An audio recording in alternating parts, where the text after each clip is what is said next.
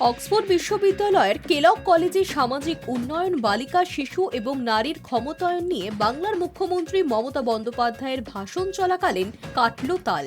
বাংলার শিল্পবান্ধব পরিবেশের কথা বর্ণনা করতেই সিঙ্গুর থেকেই টাটা বিতরণ ইস্যু নিয়ে প্রশ্ন তুললেন শ্রোতাদের একটা অংশ।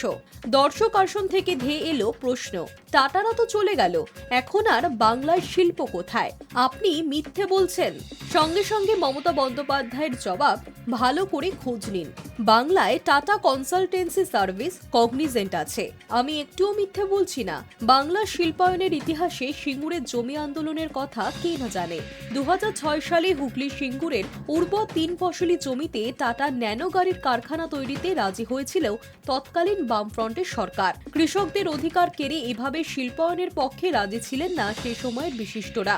আর এই ইস্যুতেই তখনকার মুখ্যমন্ত্রী বুদ্ধদেব ভট্টাচার্য তীব্র সমালোচনার মুখে পড়েন। পরবর্তীতে এই ইস্যুই বাংলা 34 বছরের বাম সরকারের পতনের অন্যতম কারণ বলে মনে করা হয়।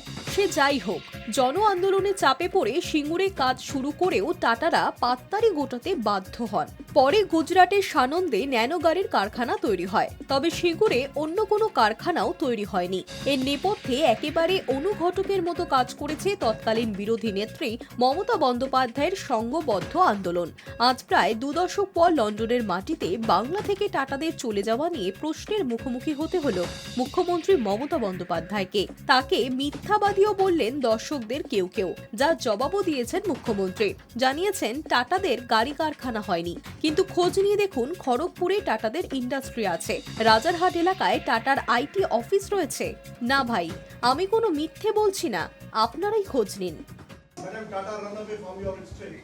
Why you taking Please convey. That is wrong. Tata Cognizant, please realize, they have already started Tata Cognizant. I am not lying, please. My brother, please listen. Please listen carefully. I'll be very happy if you ask me the question. I don't mind. Please see the Cognizant, the Tata, they have set up their industry in Kharagpur. They have set up their IT industry in Rajarhat area also. Everybody, everyone. If you ask me, nobody is left out. Only we left out only one sector. That is, we want a direct flight from Kolkata to London. Hi news network.